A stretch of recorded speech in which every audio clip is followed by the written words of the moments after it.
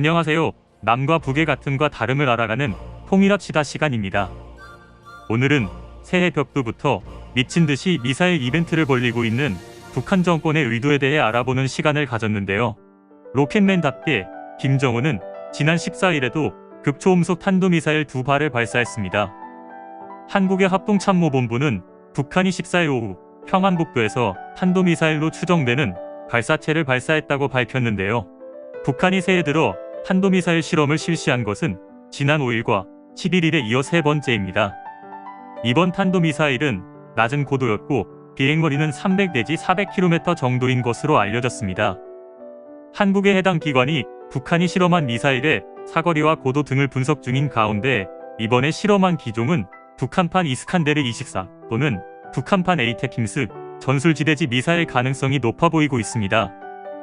청와대는 즉각 긴급 국가안전보장회의 NSC 상임위원회 화상회의를 소집해 대책을 논의에 들어갔고 일본 방위성과 해상보안청도 공중국해와 북태평양 일대의 선박들의 경계령을 발령했습니다. 이번 발사는 미국 재무부 해외자산통제실이 지난 12일 북한 대량살상무기 WMD와 탄도미사일 프로그램 개발에 관여한 북한 국적 6명 등을 독자 제재한 직후에 이루어졌습니다. 북한이 미사일 발사 실험을 하는 당일 14일 오전에는 조선중앙통신을 통해 외무성 대변인 명의 담화를 냈으며 이어 오후에 발사 실험을 했는데요. 외무성 대변인 담화를 살펴보면 미국의 대북 제재에 반발해 미사일 실험을 강행한 의도를 노골적으로 드러냈습니다. 담화는 미국이 우리의 정당한 활동을 유엔 안전보장이사회에 끌고 갔고 단독 제재까지 발동하면서 정세를 의도적으로 격화시키고 있다며 미국이 이런 식의 대결적 자세를 취해 나간다면 더욱 강력하고도 분명하게 반응하지 않을 수 없다고 밝혔습니다.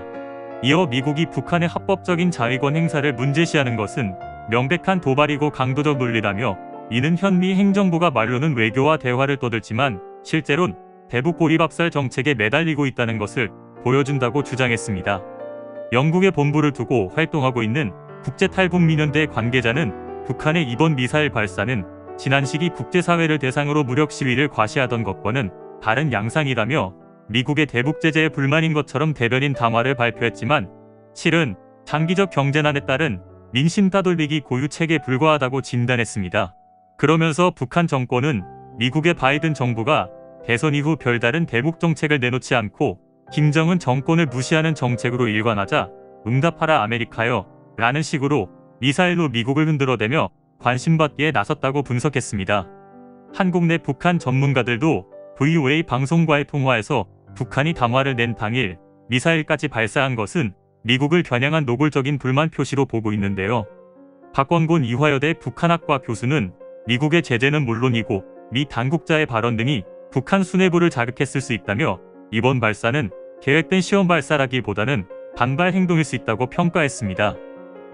통일연구원 조한범 박사는 대미관계 교착이 장기화하는 가운데 북한이 저강도 도발을 통해 국방력 강화와 대미 압박을 병행하는 전술적 선회가 감지된다고 분석했습니다.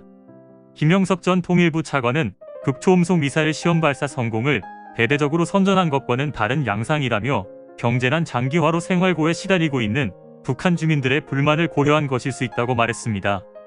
한편 북한은 이번 외무성 담화를 전 주민이 보는 일간지인 노동신문에는 싣지 않아 그 의도가 여러 해석을 낳고 있습니다. 지금까지 런던에서 채널N입니다.